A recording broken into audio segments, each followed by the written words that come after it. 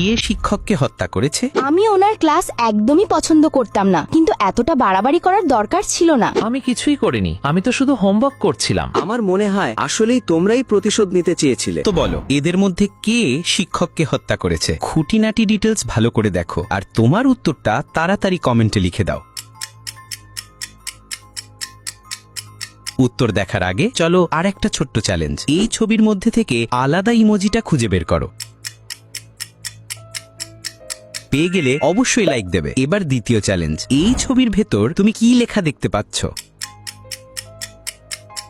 যদি তুমি সাবস্ক্রাইব লেখা দেখতে পাও তবে সাবস্ক্রাইব বাটনে ক্লিক করো, তাহলেই বুঝবো তুমি সত্যিই সঠিক দেখেছো। এবার উত্তরটা শোনো। দ্বিতীয় বা তৃতীয় জনের বিরুদ্ধে কোনো প্রমাণ নেই, কিন্তু প্রথম জনের কাছে একটি লুকানো ছুরি পাওয়া গেছে, মানে সে ওই শিক্ষককে হত্যা করেছে। এই ধাঁধার গল্প সম্পূর্ণ কল্পনা প্রসূত, বাস্তবের সঙ্গে এর কোনো মিল নেই।